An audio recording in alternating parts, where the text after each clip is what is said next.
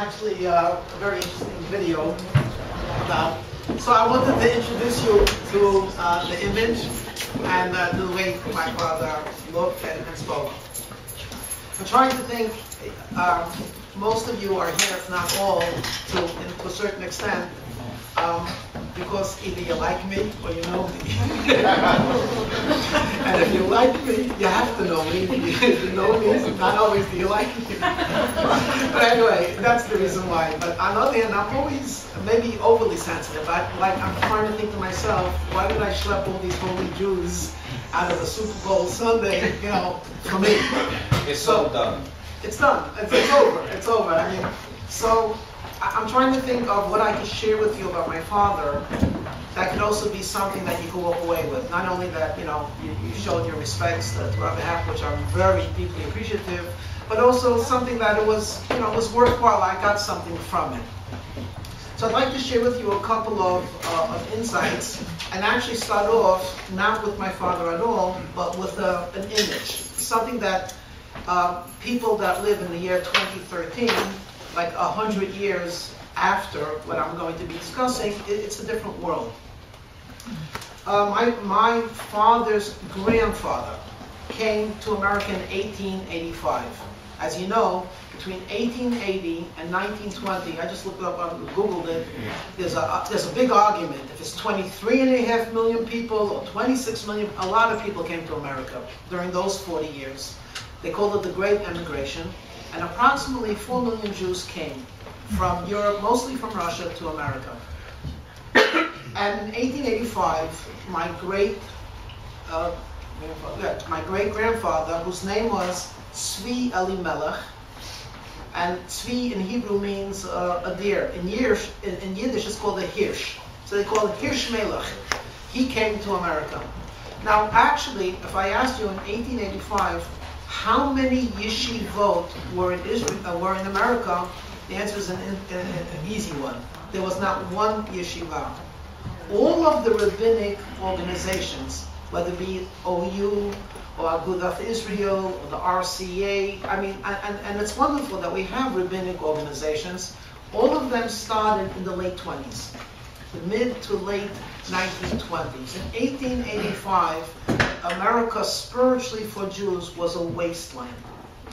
It was said, not happily, it was said that there's a very big graveyard as you come into when you pass the Statue of Liberty.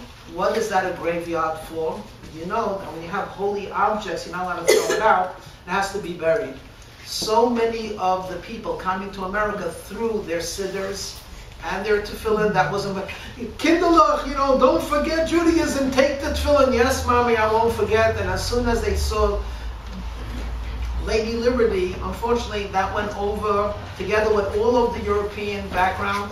So they say, half jokingly, it's Geniza. There's a lot of tefillin there, and a lot of mezuzahs, and a lot of prayer books. But they came to America, and of course, all of us here, all of us, both emigres and non-emigres, are really a product of the Jewish community that came during these years of 1880 to 1920. Is this your father's father? This is my father's grandfather.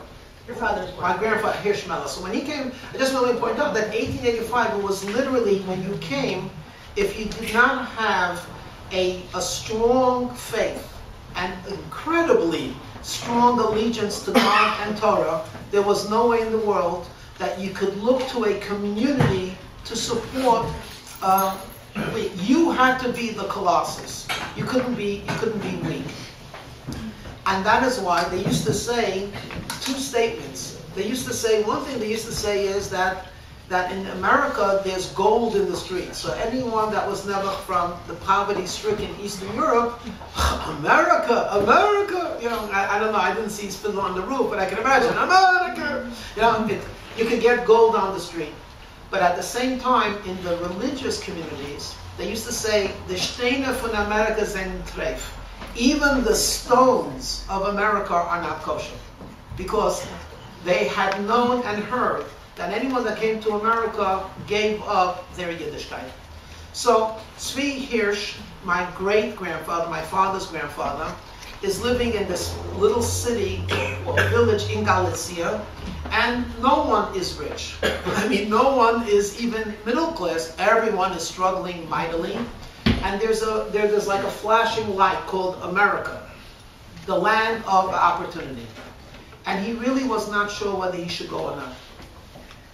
Because actually his wife said no. And he said maybe. And they decided when you have an issue like this, who do you go to? A Rebbe. And that's my first lesson. I want to tell you that, and I tell to my daughters, the first thing about the Hecht family has always been to have an allegiance to a Rebbe. So he went to his Rebbe, whose name was the Rabbi Hecht of Shinov, and he basically presented to the Rebbe, what should I do? We're not making it over here. There's opportunities in America. What should I do? Rabbi Hecht Shinov said, Tzvi Melech, Tzvi Hirsch, gay. Go. But I don't want you to forget the righteous people in Europe. So he gave him a pushka. He gave him a charity box. And he said, I am appointing you a charity collector. Don't forget to send charity back to Galicia.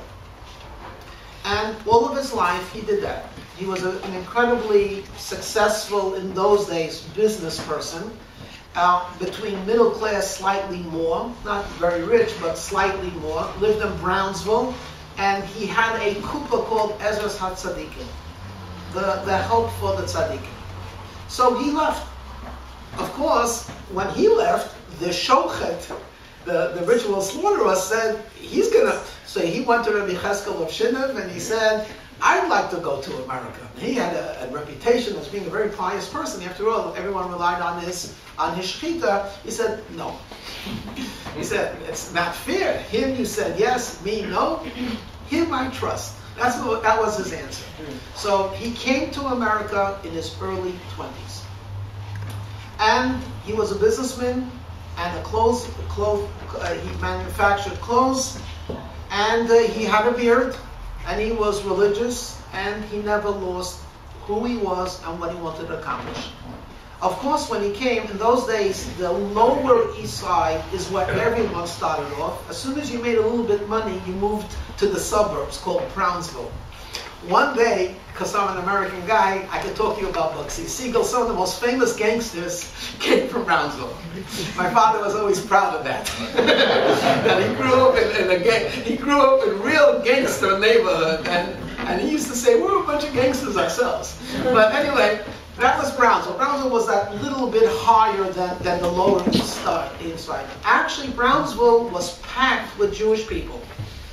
Incidentally, parentheses, it's interesting, because in the 70s and late 60s, there was a change of neighborhood, and the color of the neighborhood changed, and I mean both, literally and figuratively, and it became a place where very few Jewish people lived, though it was called at one time, that was the Jerusalem of New York City. Today, it's going back. Brownsville today has beautiful brownstones, and once again, the whole New York is in ferment. It's interesting. Formerly uninhabitable neighborhoods because of crime, today are very desirable. Anyway, he started a shul called Re'em Ahuvim, and in all of Brownsville, which had many thousands of Jews, there were only 4 shuls. Only 4 shuls. Today in Borough Park, there's like 8 shuls on one block. Everyone has a little shtibel, which means, you go downstairs in the basement, and you get, But it's interesting, in all of Brownsville, there were only 4 shuls, and he actually built on with his own money one of the shuls called Re'em Ahuvim, and it was a famous shul because there was a lot of tradition and a lot of Torah study, and the Ruach HaChaim, the one that was most, instrumental in keeping it going financially and otherwise was Tzvi Elimelech, my great-grandfather. He looked around, and he always used to never forgot that he has to send charity back to Europe. He always had, every single time there was a fund, what do you call it? When you ask for funds, an appeal. Whenever there was an appeal, in all of the 4 shuls, he used to say like this: anything that comes in, I will match. And then he would say it in Yiddish, don't feel bad for me. And he kept his word. Not only did he was a very charitable person. He gave a lot of tzedakah, and that actually kept him rooted, literally to his roots. Well, he was an activist, though he was a businessman. He had created the shul. He was sending money back to Europe. He visited Israel twice by boat, whatever. And he noticed that there was a big thing about mikveh. As you all know, a mikveh is a requirement for men and for women. But to keep the upkeep of a mikveh is very simple. You have to have clean water, you have to have towels. It costs money. People were so poor that a couple of pennies to go to the mikveh was an issue. So people who did not yet understand the importance said, if they have to literally cut off pennies, they stopped going to the mikveh. Parentheses. My uncle Yanko, who was a very prominent figure in my family, my uncle Yanko, my brother's younger brother, was never tired of telling the story about my grandmother, his mother, my dad's mother, Babi Suchi. That in those days, you had to do all of the laundry by hand. So what happened was, but they used to have these big, like a laundromat, but it wasn't a dry cleaner. So my Babi had 6 healthy boys to take care of. It was a lot of dirty laundry. And she worked so hard. Whenever Uncle Yanko would say it, he would cry, like, Mama, she worked so hard. One time, she said, enough is enough. I just can't do it. I'm going to take all of the laundry. And she walked down 4 flights of stairs. There was no elevators. And she schlepped this 2 big heavy things of laundry, and she went into the laundromat. And they waited, and they told her, I think it was like 39 cents. Something like that. She had 38 cents. She missed it by a penny. And the guy said, I'm sorry. If you don't give me the 39th cent, I can't do it for you. So my Uncle Yanko, I remember this, he would say this story at many different times, He said, you guys don't know. You see a penny on the street, it doesn't mean anything to you. I grew up at a time, in the late 1920s, a penny was the difference between working 6 hours to do laundry, or anyway. So what happened was that he realized that the women were not going to the mikveh, and the men who should be going to the mikveh as many times as possible, at least before Shabbos, they too were trying to figure out, can we afford it?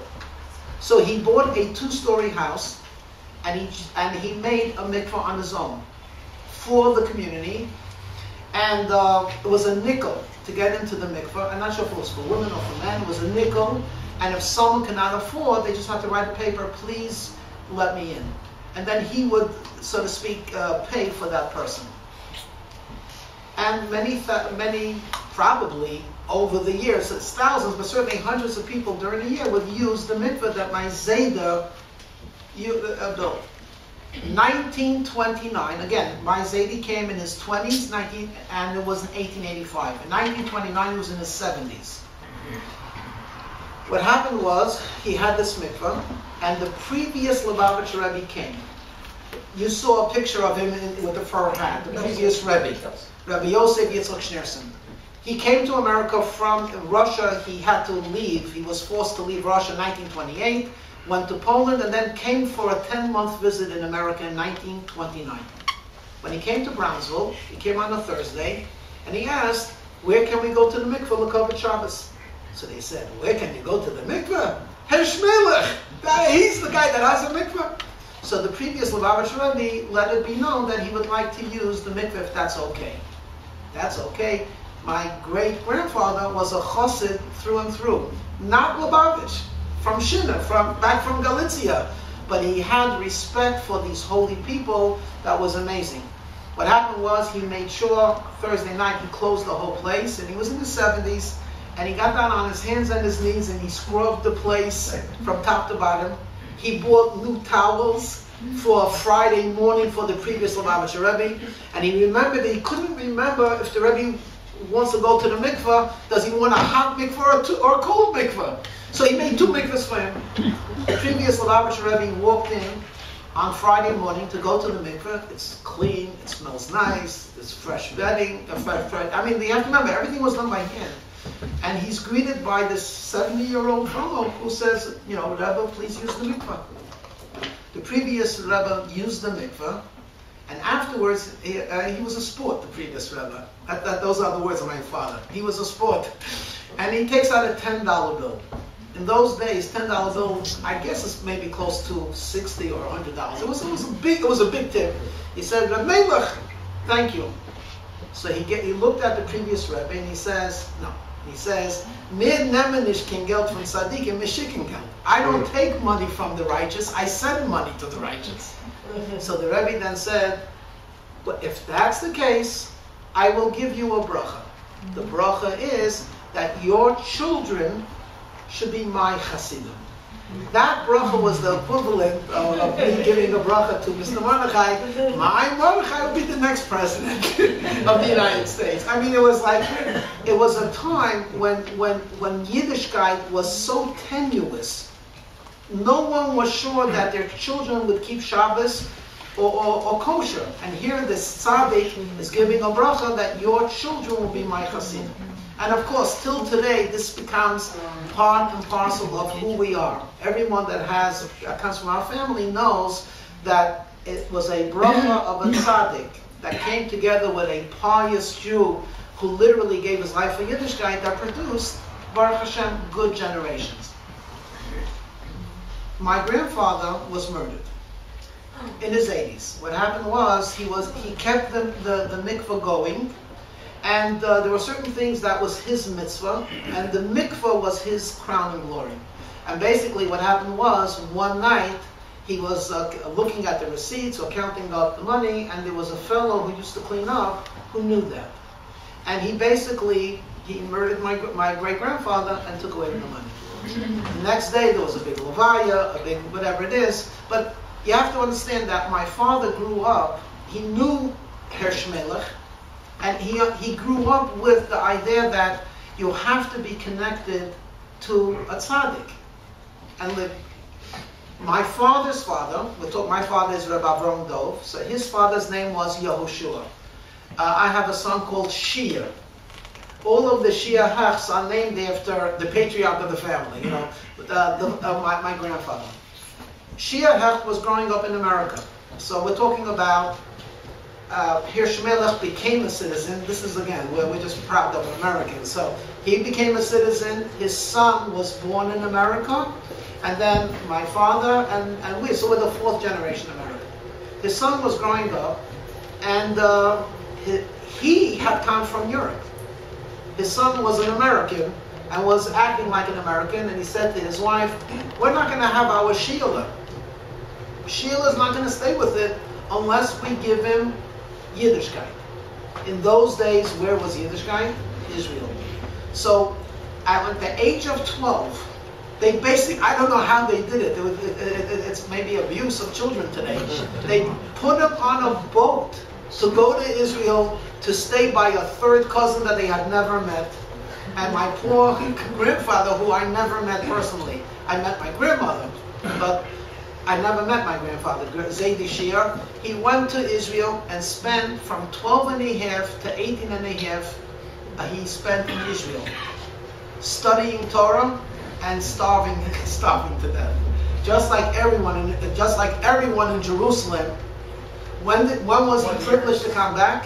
1914, right before the war broke out. There was a lot of consternation, the Ottoman Empire is falling apart, the sick men in Europe, so they sent him home. When he came home at the age of 18 and a half, he was tall, very skinny, actually. He's a good-looking guy, actually. And he's tall, very skinny, and strong like an oak tree when it came to Yiddishkeit. He married my grandmother, Sarah, and in the year 1922, my father was born. Now, I want to give you again, we're talking about now 1922, so imagine 20 to 30. My Zaidi Shia would walk in, I'm actually short, I don't know why, I got all the short genes in the family. My father was 5'11". To me, I always said that he looked taller, but he was 5'11", he looked nice, he was tall, he really had a presence about him. And when he would walk to shul with 6 boys, he didn't have any girls. My Bubby used to say, oh, I need a girl. She challenged for a girl. She did everything. 6 rambunctious, very, very American kids growing up in the streets of Brownsville with stickball and with everything. I mean, real American kids. And he would come to shul Friday night. People looked enviously. Sheila kept the mishpucha. In those days, almost every Orthodox shul had 2 services on Shabbos. An early service and an ordinary service. I'm not talking 10 o'clock davening.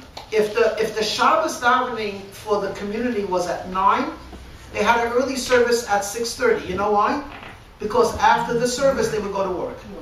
And they didn't want to miss Shabbos. So the rabbis actually believe it or not, on Yom Kippur, there were shuls that had 2 services. Not like because there was too many people in the shul, but because there were people that had to work on Yom Kippur. They couldn't say no, whatever it is. But that was the minority. On Shabbos, it was the majority. When he would come with the 6 boys to shul, they were they made a statement. That you could do it.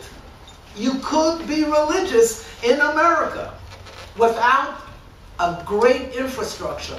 It's a family, and primarily its parents. Now, not everyone was like Zaidi Shia. Shia spent his formative teenage years growing up in Israel.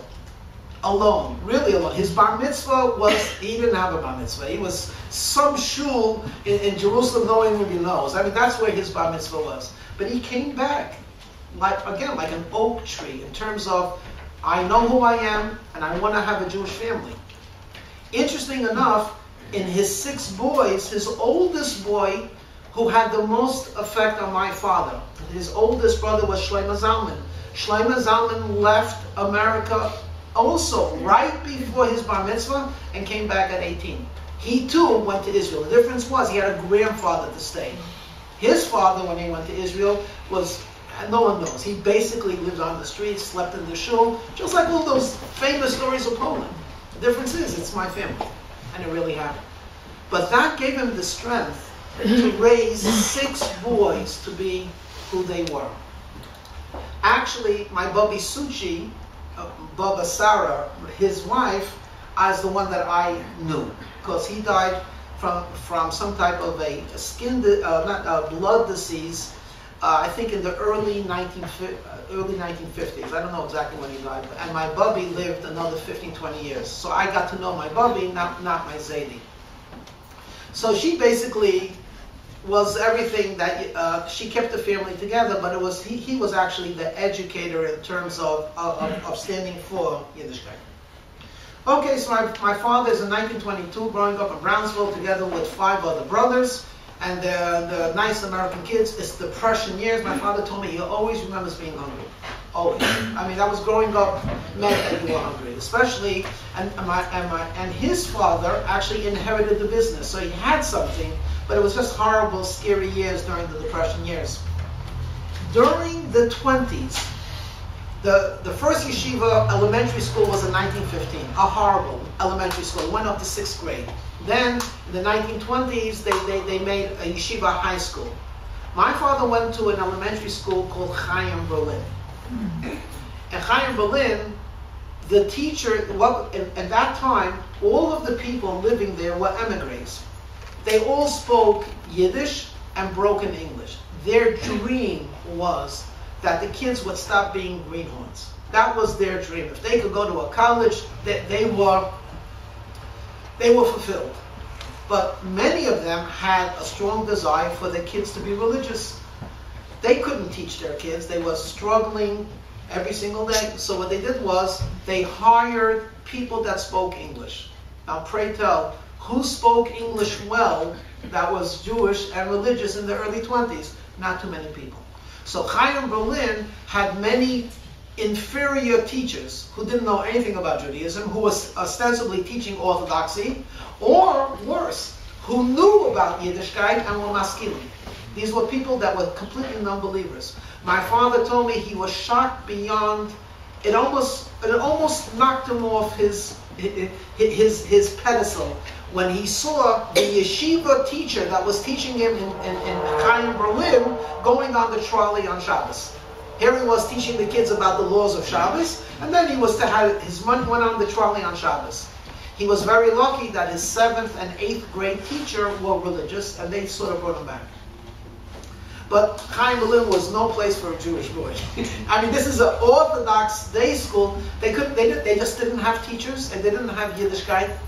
And basically, he joined the Torah Das. Okay.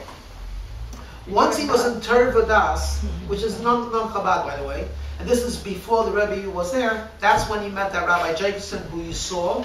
And Rabbi Jacobson was a real chassid that had come in 1925 to America, and he made chassidim for the previous Rebbe. How did he do it? He did it with Tanya. And he would go to Torah Das, and he would start talking to the people that they should study Tanya. He brought them to his house. When my father heard Tanya, he fell in love with Chassidus. I can't give all the credit to my dad because his oldest brother, Shlomo Zalman, was the instigator. He's the one that used to go. Actually, what happened was, they say Rabbi Jacobson, who worked for Chabad, was paid back because he had, I think, 4 daughters, none of them good looking, unfortunately. But he has 4 daughters, and basically, who was going to marry a poor rabbi's daughter? His students. so one of them who you saw, Mordechai Oldtime, you saw like a little snippet, he married one of Rabbi Jacobson's daughter, and my uncle Shlomo Zalman married his oldest daughter. So I mean, Rabbi Jacobson was paid back. He made Hasidim, but he managed to marry off his daughters to his students. But anyway, Shlomo Zalman, at the age of 20, again, from 12 to 18, he was in Israel, he came back, and he was like the rabbi of the family, literally. And then at the age of 20, got married to Rabbi Jacobson's daughter and created a revolution. He did not shave. In those days, if you're talking about early 1930s, you walked around with, I mean, there was you were a hobo. You know, you were from skid corner. Everyone shaved. And that a young man should not shave was like a big thing. And everyone banded against him, and then he had his friends to... So anyway, Shlomo Zalman was like a really powerful influence for my father. And ultimately, after he marries Rabbi Jacobson's daughter, he goes to Poland to study with the previous Rebbe. My father fell in love with Chassidus, and the Rabbi Jacobson told them, you have to see a Rebbe before you actually can understand Chassidus properly. So 8 Americans in 1939, and then somewhere in the summer of August, decided, to go to Europe. Everyone knew there was going to be a war, and that's what my father says. You know, some nice lady wrote. The Rebbe said, "Ein lefached, you don't have to worry." So they went. My Zaidi Shia did not want it. My Bubby did not want it, and there's a lot of interesting history over here where my father got the passport against their will, and then. He needed that passport, but it wasn't coming to the house. So 6 o'clock in the morning, he ran to the post office and he banged like a meshugana. Out came a guy, said, "Crazy man, it's 6 o'clock in the morning, we don't open until 9. He says, "I need it because in 2 days from now I got to go to Europe. Is there a passport?" They actually found the passport, they gave it to him. So my father goes to Europe and he comes back dedicated as a chassid.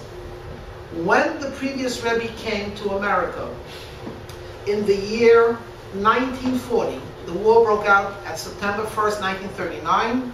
That's when my father was only 2 weeks in the yeshiva. That's when they spent 2 months getting from Akhlutsk, Poland, they went to Riga, Latvia, which at that time was independent before it was taken over by the Russians. And they went from there to Stockholm. And from Stockholm, they finally took 2 months to escape. And this is with the American consulate helping them. So, but when he came back in 1939, he came back a chassid. The previous Rebbe, with great miracles, and it's not for now, came to America March 1940. When he came, he was broken, physically, but not spiritually or emotionally. Because he had lived through the Tsars, the revolution, the Bolsheviks, the communists, the Nazis. I mean, he went through every conceivable hell on earth. And all he wanted to do was build Judaism and bring the Mashiach. When he came to America, he came in a wheelchair, and we have it on video. It's called the welcoming of the previous Rebbe. The Hasidim saw him, and their joy was mixed with pain. And they said, Rebbe, relax. This is America. We'll get you a house and a villa in Lakewood or wherever you want, and you'll have your shtibel, you'll have your little group, and And he said, no, I came to change America, literally. And he said, I will not go to sleep. This is after escaping Nazi Germany. Poland, you have to go to Germany. Anyway, I will not lay down my first night in America unless I know that tomorrow there is a yeshiva. The Hasidim knew he was not kidding. He was a tzaddik and he kept his word. That night, the previous Rebbe writes himself, I cried enough tears to fill a bathtub. Just about the matzah, the condition of Judaism, the persecutions in Europe, and the complete apathy and coldness of American Jews. They were living, getting out of the Depression years. It was important, the Mets and the Yankees. They couldn't imagine that there are Jews being systematically hunted and destroyed. He cried. So when the Hasidim heard that, Rabbi Jacobson, who was one of the major ones, called up the 6 boys that went and brought another 2. And the next day, the Lubavitch Yeshiva started with 8 students. One of them was my dad. And from 1940 to 1942, he was in that yeshiva. So we have always been so proud and so excited that literally the foundation of Chabad Lubavitch, which today is international, and there are thank God, King Yibum may it increase so many times. Just look at how many shluchim there are. You need 3 ballrooms just for the representatives. Thousands and thousands and tens of thousands of people. It started from a Rebbe who said, I need a yeshiva to begin. And we're lucky, I was lucky, to have that. So why am I sharing with this to you? Not because I'm a big shot, but as much as to tell you what you could accomplish with dedication and with, again, holding on to a Rebbe. Okay. The Lubavitch Rebbe at that time, Rabbi Yosef Yitzchak, my father got married in 1942, and he actually before he got married, he stayed until 1942 in the yeshiva, and then he sent him.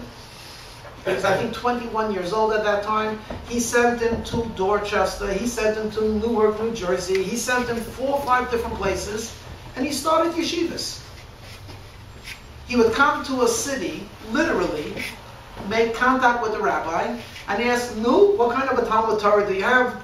"No Talmud Torah, no one's interested." And then the next day he would go and say, "Where's the Jewish community?" And he would go from door to door and knock. And say, "Hi, my name is, we're starting a school." In the vast majority of times, it was slammed in his face. When he came to Dorchester, Massachusetts, he tells me this story. He said it many times. And there are many parts to the story. I'll tell you one part of it. It was Sunday morning, and Massachusetts, Dorchester, was very religious. Everything was closed on Sunday. Everyone went to church. My father dressed traditionally like a chassid. He had a beard. He wore a dark suit with a white shirt. He's walking down the street, and 2 Irish kids are playing. And my father had a great accent. I don't know how to say it. But in an Irish accent, either they knew or they didn't know. One of them says, "Good morning, Father." And the other one says, "He's no father. He has no children." Just like that. And my father took it as some type of heavenly story. "I'm not a father, I have no children." And he said, "I'm going to get children. I'm going to get children." And he actually went that day, and he went into banged on the door, and he didn't get one. So he was really devastated. I didn't tell you that my father was a big Talmud Chacham. He really was a Torah scholar. I mean, I'll come up maybe. Look, I'm so sorry. It's okay. Okay. I took my dad, and I forget about time, and I realized that you guys have to go home yet. But anyway, he was really a big Talmud Chacham. And here he is, So he wrote the previous Rebbe saying, "I'm in the wrong business. I'm a young rabbi. I want to help, and all I am is basically I'm being humiliated." And the previous Rebbe wrote back a really sharp letter. I don't have the exact words, but he told him, what you wrote me is not humility, it's arrogance. And my father understood, when it comes to build goodness, it doesn't have to come easy. It has to come with difficulty. And if you say, oh, my humility, who am I? Or in my humility, I don't deserve, that's arrogance. You don't want to be humiliated. Go out there and work. And what happened is, he got out that letter, don't be arrogant, and truly become humble. And he went out the next day, and in 2 weeks, he started a school with 6 kids. In 10 months, he had over 125 students. That's my dad. And he did it because you got to do it. And that's what you have to do, and that's the right thing to do. And he didn't take no for an answer. He was very remarkably persistent in a charming way. Actually, he was there for a year in Dorchester, Massachusetts. At that time, he was already married to my mother of blessed memory. My mother, though, was very unhappy there. Because her parents, it's not for now, but her parents had come from Hungary, and they lived in Williamsburg. And here she was in Massachusetts, married to an American guy who's a chassid of Lubavitch, which had nothing to do with her family, and she felt completely alienated. And she was really falling into a sadness. So he wrote the Rebbe, I have to do something, I'm not sure what. The Rebbe did not reply. That summer, my mother's parents said to their son-in-law, come join us for the castles. You've been working non-stop. As long as we know you, give yourself a break for a couple of weeks. So he went to Fleischmann's Hotel. Fleischmann's Hotel in those days was considered an upcoming place, and people stayed there for the summer. And essentially, it was interesting, there was a Sephardic contingent of 40, 50 people who did everything in the Sephardic tradition, and there were a lot of Ashkenazim. Of course, my dad is a Chassid and an Ashkenazi. So how did they make peace in Fleischmann's Hotel? What they did was that the Sephardim used to use the synagogue from 7 to 9, and the Ashkenazim, who liked to sleep more than the Sephardim, would come in at 9:15 and use it. Same thing with Mincha. Everything was separate. So my dad is there on Shabbos, with the Ashkenazim, with his father-in-law, who's from somewhere in Hungary, he actually wore the fur hat, and a Sephardic family comes to my father and says, do you speak English? He says, I'm a Yankee Doodle guy, of course I speak English. He said, maybe you could give a class on Pirkei Avot, on ethics of our fathers, to us in the afternoon. He said, okay. He came and he spoke like only the way my dad could speak, with heart and soul and with depth. They were enthralled. They were simply enthralled with him, and they said, you got to do this again. And he did it again.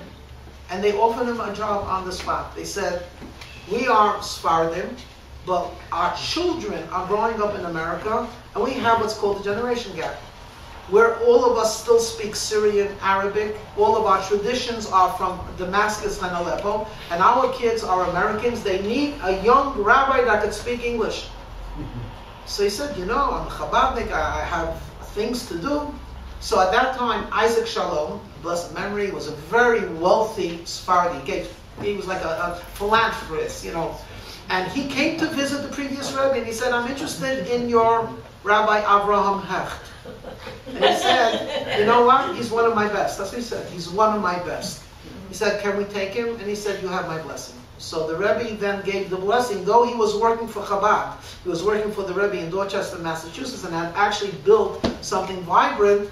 But everything is, Hashgacha Pratis. He then was hired in 1945 by the Sephardic community that lived in Bensonhurst. From 1945, he spent over 50 years shepherding this community. And actually, not only shepherding, actually, in a sense, conceiving the community. Because there was a group of, I don't know how many families, Sephardic families, but they had no connection with the kids. You have to remember, World War II had just finished.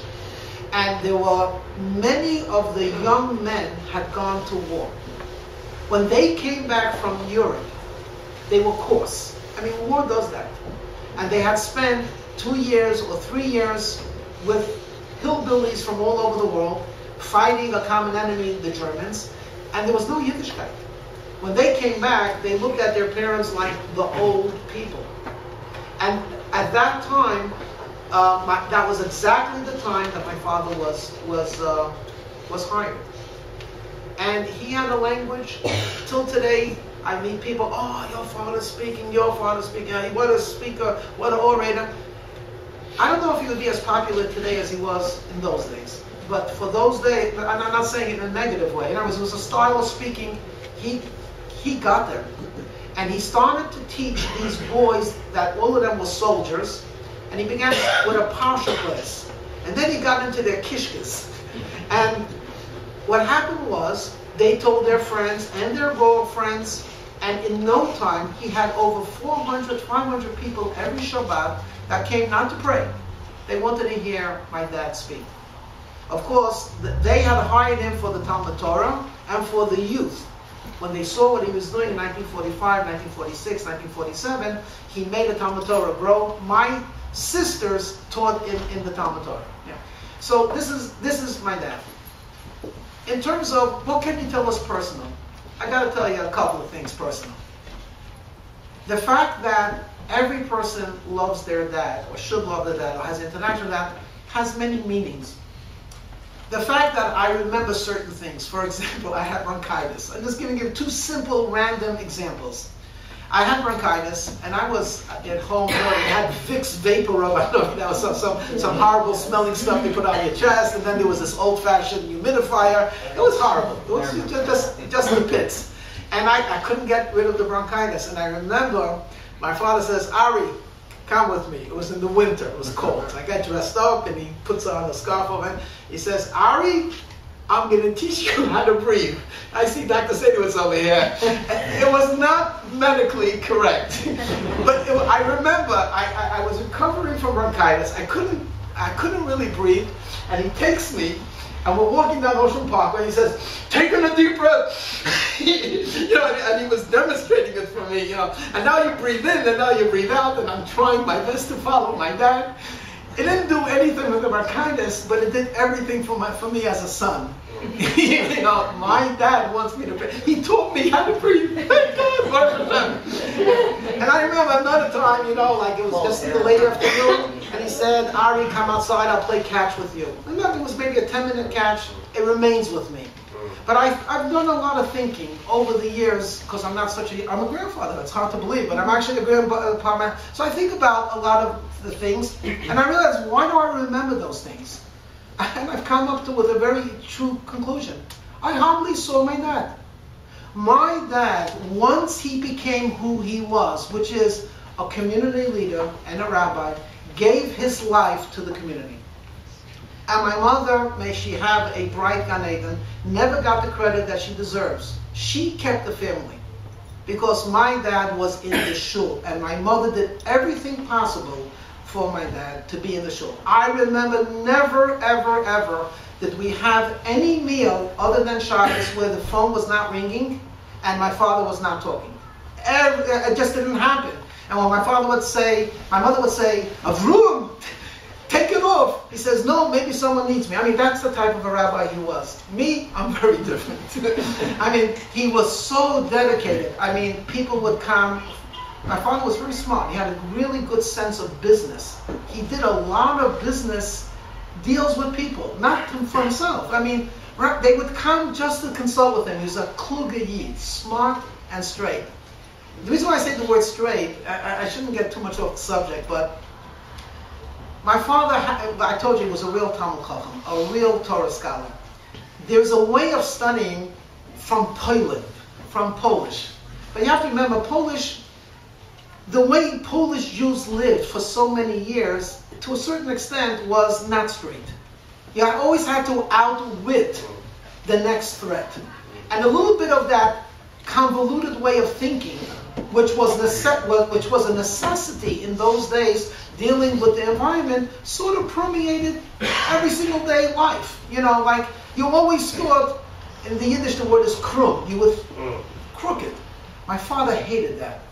Broad, straight. I mean, he was a man of integrity. He was a straight thinker, really. I mean, clear, straight, decisive. It was a machaya to talk to him. And his community loved it. And I remember that he gave his life to his community. Even when it came Chol Hamoed, my mother would schlep us to Coney Island. And when's Daddy coming? He's coming, he's coming. So she would schlep us to Coney Island. We went on all of the rides. It was horrible without him. And then 4:30, like 1 hour before the rides closed, he would come, okay kids, let's go on the first one. I was there already, let's go this, let's do that. Oh, Mincha, I'm sorry, I gotta go back. It was always, so what was best for me and for us? To be in the shul with that. That's when we saw him. So I started to do the mailings for my father. I didn't do it, I didn't get paid for it, even though I always had a treat afterwards. But it was an opportunity for me to be in the office with my father for 2 hours. It was like a machaya. So I was pressing things and folding things, me, Shia, and Shirley, my 3 brothers. It was just an opportunity to spend time. I looked up the word proud. This is from, I don't know what the dictionary. Feeling pleasure or satisfaction over something regarded as highly honorable. That's one of the definitions. What we did not have with my father in terms of time as a father to a son, he gave us something different. Pride. We were so proud of that. You know, sometimes when you talk to people, you say, I loved you loved your parents, and you say, was there anything that's like momentous that you can remember?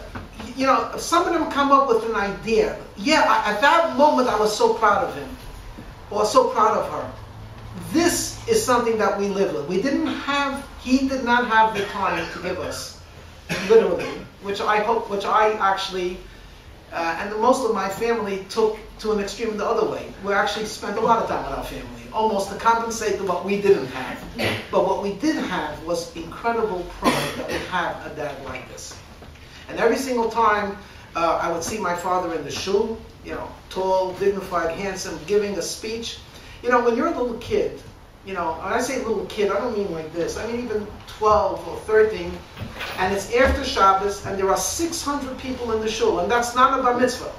There was 600, 500 people in the shul waiting in line to say Shabbat Shalom to the 2 rabbis, Rabbi Yaakov Kassin, who was older, and then my father, and then to kiss his hand. And I'm just watching, I mean, you walk away like, that's my dad. All of these people respect him. All of these people actually love him. I mean, it was such an amazing feeling that it more than compensated than the fact that we didn't play baseball that much together. Though I missed it, and stuff like that. But that sense of accomplishment what he had. And therefore I want to end off with one more thing. I'm really sorry for taking so much time. But one more thing I want to share with you. And that is an image that I don't see today. And that is of a community leader. There are community leaders, but they're not that common. I could go off on a tangent and talk about the difference between Chabad and other groups. I could also go off on a tangent and talk about the difference between a large synagogue and smaller synagogues. I could just tell you that growing up in the 60s, in Flatbush, and indeed all over New York, the Yiddishkeit was through the big synagogue. Even today, if you go to Young Israel, anywhere, it's a big synagogue, and they cater to a Sephardic group, to a Hasidic group, to the early morning group. It's a synagogue, it's a group, and they cater to individuals. In the 60s and 70s, they all davened at the same time, in the same synagogue. Some were more, some were less, and that created a powerful community. My father taught me not only to be honest, and to be willing to fight for ideals. But this I don't have, but I always admire it, and I see that what I don't have, his sense of community. So in the 60s, we live in Ocean Parkway. I don't know those of you that know Brooklyn, New York. Ocean Parkway is really a magnificent neighborhood. It's beautiful, really beautiful. I mean it even with everything. The 1960s, what happened was that they wanted to, a Jewish man, actually, I won't say his name, a Jewish man wanted to open up on Ocean Park and Avenue F a big facility for the mentally disabled. And what he wanted to do, of course, was to do that. He wanted to do it on Ocean Parkway, and he was going to provide housing for all of the people that work. So that means the nurses, and the therapists, and the cleaners, and so on and so forth.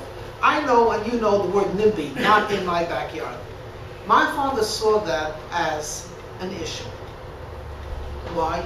Because he felt, I don't know if you remember, there used to be neighborhood busters. What they call it? When they come and they scare you and everyone what do you call it? Blockbusters. And that's what happened to many communities in New York. East Flatbush, for example, was completely blockbusters. They brought in a family, and then they spread a rumor that your real estate's going to go down, and now is the time to sell. So what happened basically was he wanted to buy a building, and then he let it be known that he's going to buy the block. So people began to complain that the real estate's going to go down, and most of all, how do you monitor this? If we're talking about people that are mentally disabled, obviously it's a rachmanis. Do they have family? Don't they have family? The bottom line is, my father felt it was a danger to the community. So he went to his own rabbinic court and he says, I think we should do something about it. And they said, look, Rabbi Hecht, he didn't say Meshuggah. They said, you want to know how you say crazy? Mijnun? Are you Mijnun? Are you crazy in Arabic? You have enough to do in the synagogue. Majnun. So he said he's not going to get any support from his community. So he started to find out, is there anyone else that cares about it? And he found out that the people that are living closest did care about it. So he had a meeting with them, and he says, we got to do something about it. Anyway, they began to agitate, and they formed the council, Flatbush Community Council. This developer, a Jewish man, very wealthy, and to build this, you know, is a lot of money, but you make a lot of money as well. There was a lot of government stipends. So he meets with my dad and he says, why are you fighting me? He says, because it's not good for the community and for the real estate and for the neighborhood. He says, what does it bother you? Most of them are not Jewish. He said, it's my neighborhood. This is Ocean Parkway. He said, you know what? You just married off a daughter. Your son-in-law is looking for a job. I'll tell you what. I'll make him the rabbi in this thing. In those days, $15,000 was a lot of money. I'll give it to him. A real bribe. My father threw him out of the office. And what happened was, he figured it's just a matter of time that my father would capitulate. He began to call up his supporters and this and that. My father became really strong, adamant about this. I'm not going to do it. And he went to the city council. And the city council, like all city councils, I shouldn't say all city councils, but there was a lot of them take bribes or at least have. And they had already been contacted by this developer. Each one was promised a certain amount of money. And they said to my father, look, it's a done deal, and there's nothing to talk about. So he said, fine, I'll fight you. So there was a John Zakudi who said to him, you can't fight City Hall. Yeah, famous word. You can't fight. He said, I will and I will win. He said, good luck, Rabbi. Anyway, it started over 2 years, a fight. Meanwhile, when he saw that my father was really creating grassroots support for this, he went to the Lubavitcher Rebbe. He figured I'll get him through his Rebbe. And he came to the Lubavitcher Rebbe. He said, you know, you have a chassid, you know, this Rabbi Hecht guy. You should tell him to stop fighting me. So the Rebbe looked at him. He had given a lot of charity. He's a very influential figure in the Jewish community, but in this particular case, it was profit that was motivating him. He said, you have a problem with my chassid, bring him to a din Torah. Bring him to a rabbinical court. Of course, he dropped it because he had no claim against my dad. My dad was simply saying, it's good for you, but it's not good for us. To make the long story short, and my brother Eli says he was in the car. I don't know, I don't remember because I was a little kid. I heard another version that me and Eli and Shia, my father would take us to the mikveh every Friday. That was also a treat. We'd go to the mikveh with my dad, and because there was no mikveh close to us, on Avenue J. He's driving down Ocean Parkway, and there's the contested area, and guess what he sees? There's a link fence, and there's an opening, and inside is one of these excavators. What? He took the car, drove into the hole in front of the excavator and stopped. Guy says, hey, madman, will you leave because I'm going to take you? He says, you're going to have to kill me and 3 children. He said, well, your father risked my life. But anyway, there was a big altercation. I mean, my dad was a tough guy, you know, an American kid from Brownsville. He didn't take any, I don't want to say the word I usually say, garbage. He said, do you have a permit? Anyway, they were fighting, not physically, but verbally. The cops came, and my father said, look, this man does not have a permit, and we are contesting this. And of course, the cops said, he's right, you know, and he stopped him. So that became like one of those things that my father always, but what I'm reminded about is his sense of community. It wasn't for his house, and it wasn't his synagogue. It was really, he was really concerned about the community. I mentioned this, I think, maybe one time to Sandy. I live on Ocean Parkway, Avenue U. Today it's a very Jewish neighborhood. I already told the story openly that when I was growing up in 1962, 1963, I was the only Jewish family in the whole block. And when I went over the block, I used to get beat up until Ellie came and saved my life one time. So then I had that block plus the other block. I was able to go to an L. I never in my life walked around the block until I was in my mid-20s. Honestly, I was living in the front, and I was able to do that. Ellie saved me from some bad guys that was starting over me with my bicycle, so I had up to the L. I never went around because I was scared of the Italians going to beat me up. But the Italians loved my dad. I have to tell you, he had such respect. My neighbor, his name was D'Agostino. I don't know if I should say a blessed memory, because they were nice to us. They loved my dad. And he really had mafia ties. There's no question about it. I grew up in a neighborhood, I don't know if I ever told you, Italians are very religious people. I grew up, again, in the 60s. They had this, I remember these processions. Twice a year, there was a Catholic school that would have some type of an image. Maybe it was Virgin Mary, I don't know who they called it. And they would walk with the school, with music, and people would run and put dollar bills, or whatever it is, and try to kiss. I mean, it was really religious place. I mean, Christmas, the place looked beautiful. Really beautiful. I mean, such elaborate, it was great. And of course, there's only one Hanukkah menorah, and that's us. But my dad, I mean, they loved him. And when he fought for the community, his prestige went all the way up. Whenever they had a concern, and they used to have like block, like for example, it's a block, right? So we all shared a common, what do you call it, like a back alley. So they wanted to pave it, and there was kids used to go there and throw firecrackers, you know, normal Italian kids. But they wanted to so who was going to be in charge? Dad. Everyone agreed, the rabbi. I mean, it was amazing. I mean, because he stood for truth and integrity. He sounds like Superman, but basically he was a community person, and that's something that I know. Like, what do I do? I mean, I'm working with the Jewish community. He never saw that. You work for the Jewish community. You work for the Jewish community, but it's not limited to that. So what I want to leave you with is, I have so much more to say, but now it's really late. So I want to leave you is the way I started. You have to fight for ideals. You have to be an honest person. You have to be connected to a tzaddik. There's no substitute.